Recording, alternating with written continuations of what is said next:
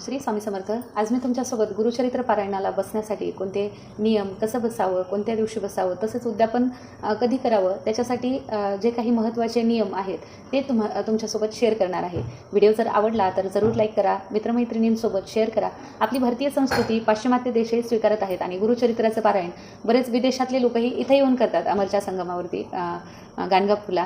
तर अतिशय महत्त्व आहे. तर कधी करावं? कमीत कमी वर्षातून 2 वेळेस तरी गुरुचरित्राचं पारायण केलं जावं. त्यामुळे काय होतात, जे काही दोष वगैरे असतील पूर्वजन्मीचे पितृदोष वगैरे ते कमी होऊन जातात. आणि कसं करायचं तर गुरुचरित्राचा ग्रंथ हा केंद्रामध्ये मिळतो किंवा कोणत्याही दुकानामध्ये तुम्ही अशा पद्धतीनं हा गुरुचरित्राचा ग्रंथ विकत घेऊ शकता.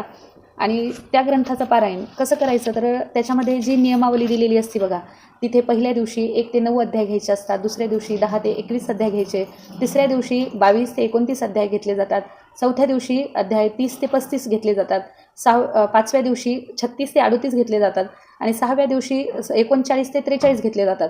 7वा दिवस असतो तो 44 ते 53, म्हणजे एकूण 53 अध्याय आहेत गुरुचरित्राच्या पारायणाला. तर ते म्हणजे पहिल्या दिवशी जे 1 ते 9 अध्याय आहेत, 9 अध्यायापर्यंत गुरुचरित्राचे जे अध्याय आहेत ते भरपूर मोठे आहेत. पहिल्या दिवशी आपल्याला कमीत कमी 2 तास वेळ लागतो जर व्यवस्थित स्पष्ट वाचायचं असेल तर. आणि कमीत कमी मला असं वाटतं की पारायण करताना व्यवस्थित असं वाचण्यात यावं, शब्दोच्चार आपले व्यवस्थित असावेत, हे खूप महत्त्वाचं असतं. आणि त्याच्यानंतर जे आहे नियमावली जी आहे ती प्रारंभ करताना गुरुचरित्राच्या सप्ताहाचा प्रारंभ करताना शनिवारी करावा व सांगता शुक्रवारी करावा याची असते. कारण शुक्रवार हा श्री नरसिंह सरस्वती महाराजांचा निजानंदाचा दिवस आहे, म्हणून शुक्रवारी सांगता केली जाते. त्याच्यानंतर श्री गुरुचरित्र वाचण्यापूर्वी आदल्या दिवशी 1 गाय आणि 4 कुत्रे यांना गव्हाच्या पोळीचा नैवेद्य खाऊ घालावा. त्याचबरोबर श्री गुरुचरित्राचे वाचन पूर्व दिशेला किंवा उत्तर दिशेला तोंड करून करावे. वाचण्यापूर्वी रोज श्री दत्त महाराजांच्या फोटोची व पोथीची पूजा करून 1 माळ गायत्री मंत्र व 1 माळ श्री स्वामी समर्थ मंत्राचा जप करावा. आणि नंतर श्री गणपती अथर्वशीर्ष जे पुस्तकामध्ये पोथीमध्ये दिलेलं आहे ते वाचण्यास सुरुवात करायची. त्याचबरोबर गुरुचरित्राचे वाचन पहाटे 3 ते सायंकाळी 4 पर्यंत करावे.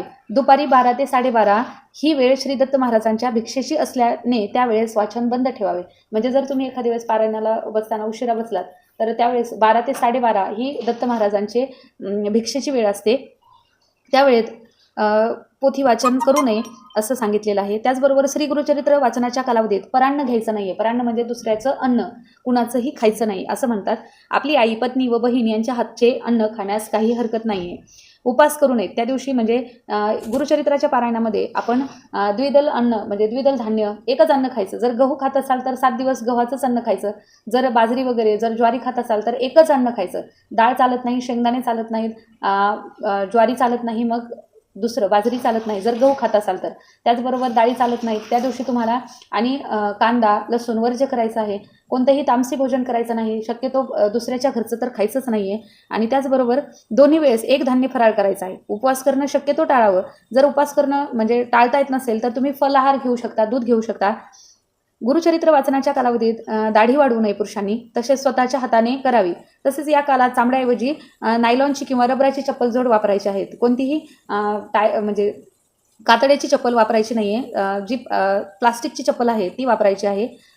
श्री गुरुचरित्र वाचनाच्या कालावधीत ब्रह्मचर्य पाळायचं आहे. सगळ्यात महत्त्वाची गोष्ट ती आहे. श्री गुरुचरित्र वाचनाच्या कालावधीत मृतशौच असणाऱ्यांच्या घरी किंवा अंत्यविधीस जाऊ नये. कुणाच्या घरी जर मृतशौच आले असेल किंवा अंत्यविधी असेल तर तिथं जर तुम्ही पारायणाला बसल्या असाल तर तिथं जाणं टाळावं. स्वतःच्या कुटुंबात जर मृतशौच आले किंवा जनन शौच आले तर अशा वेळेस श्री गुरुचरित्र दुसऱ्या कोणाकडून तरी पूर्ण करून घ्यावा. ग्रंथ अर्धवट सोडू नये. गुरुचरित्राचा ग्रंथ जो आहे तो अर्धवट सोडू नये. श्री गुरुचरित्र वाचनाच्या कालावधीमध्ये विटाळाला सांभाळावे. वेळोवेळी गोमूत्र घरात शिंपडावे. म्हणजे शक्यतो बाहेर जाऊ नये. जर अर्जंट असेल तरच जावं, नाहीतर नाही केलं तर सगळ्यात चांगलं. आणि वेळोवेळी घरामध्ये गोमूत्र शिंपडावं. सप्ताह कालावधीत रोज सकाळी व सायंकाळी श्री गुरुचरित्राच्या पोथीस नैवेद्य दाखवायचा आहे. त्याच्यानंतर आरती करायची आहे. रोज रात्री झोपताना श्री विष्णू सहस्त्रनाम स्तोत्र वाचायचं आहे. आता हे झालं रात्री झोपताना. म्हणजे आपल्या वाचनातून काही जर त्रुटी राहिल्या किंवा वाचताना काही शब्दोच्चार चुकीचे आले तर संध्याकाळी झोपण्याच्या आधी विष्णू सहस्त्रनाम स्तोत्र वाचायचं आहे आणि नंतर झोपायचं आहे. त्याचबरोबर मी तुमच्यासोबत सांगितलं की पहिला ग्रंथ पहिल्या दिवशी किती ते किती अध्याय घ्यायचे हे बरोबर नियमावलीमध्ये जे दिलेलं आहे त्यानुसारच करायचं आहे. त्याचबरोबर श्री गुरुचरित्र सप्ताहात 7 दिवसात एक पारायण या पद्धतीने करावायचं आहे. कारण आपण एक दिवसात गुरुचरित्र ग्रंथ पूर्ण करू शकत नाही. तो फक्त मूळ पीठावरतीच केला जातो. म्हणजे जसं की गाणगापूर, पिठापूर, कुरवपूर जे सिद्धपीठ आहेत, नरसोबाची वाडी, इथंच एक दिवसीय गुरुचरित्र पारायण केलं जातं. जर तुम्हाला तिथं जाऊन करायचं असेल तर हे सगळे नियम तुम्ही एका दिवसात पाळून तुमचं गुरुचरित्र पारायण पूर्ण करू शकता. कारण सिद्धपीठावरती एकदिवसीय गुरुचरित्र पारायणाला परवानगी आहे. त्याचबरोबर 21 दिवसात तुम्ही 3 पारायण करू शकता किंवा 49 दिवसात 7 पारायण करण्याची देखील पद्धती आहे. त्याचबरोबर 7 दिवसाच्या सप्ताहाची 8व्या दिवशी सांगता करावी. म्हणजे कोणत्या दिवशी? तर शुक्रवारी सांगता करायची. सांगतेच्या दिवशी सकाळी 10:30 वाजता श्री दत्त महाराज, श्री कुलदेवता, श्री स्वामी समर्थ महाराज व एक गायी करता नैवेद्य ठेवायचा आहे. जे तुम्ही घरात पुरणपोळीचा नैवेद्य किंवा गुळपोळीचा नैवेद्य कराल तर तो नैवेद्य दत्त महाराजांच्या फोटोला, कुलदेवताला, स्वामी महाराजांच्या फोटोला आणि एक गाई करता मांडायचा आहे. गाईचा नैवेद्य गाईला खाऊ घालायचा आणि मगच आपण भोजन करायचं आहे. गाईचा नैवेद्य गाईला दिल्याशिवाय आपण भोजन करायचं नाही, हा एक नियम आहे. आणि तसेच श्री गुरुचरित्र वाचनाच्या कालावधीमध्ये सुद्धा आपण नित्यसेवेमध्ये खंड पडू देऊ नये. म्हणजे आपण जी नित्यसेवा करतो त्या सेवेमध्ये कसलाही खंड पडू देता कामा नये. म्हणजे देवपूजा आधी करायची आहे, नंतर तुमची म्हणजे पारायण होईल असा नियम ठरवायचा आहे. आधी तुम्ही म्हणजे घरामध्ये जर घरी बसत असाल, केंद्रात बसत असाल तर सकाळी तिथं साफसफाई झाल्याच्या नंतर दिवा वगैरे सगळ्या गोष्टी झाल्याच्या नंतरच पारायणाला बसता येतं. जर तुम्ही घरी बसत असाल तर घरातली सगळ्यात सुरुवातीची जी सेवा आहे घर स्वच्छ करणे, त्यानंतर देवपूजा करणे, नंतर तुम्ही पारायणाला बसायचं आहे. आणि 2 वेळेस घरामध्ये आरती करायची आहे. त्याचबरोबर सांगता करताना एक गोष्ट लक्षात ठेवायची की शुक्रवारीच करायची आहे. म्हणजे शुक्रवार जो आहे तो श्री नरसिंह सरस्वतीचा निजानंदाचा दिवस आहे, तो म्हणून शुभ मानला जातो. आणि त्या दिवशीच आपण गुरुचरित्राची सांगता करायची आहे. हे झाले नियम. जर तुम्हाला बसायचं असेल तर या नियमांसोबत तुम्ही गुरुचरित्राचं पारायण करू शकता. दिलेली माहिती जर उपयोगी वाटली तर तुमच्या फॅमिली मेंबर्समध्ये शेअर करा. आणि हो, जरूर वर्षातून एकदा गुरुचरित्राचं पारायण करत जावा. त्यामुळे जी ऊर्जा मिळते ती वर्षभर टिकणारी असते.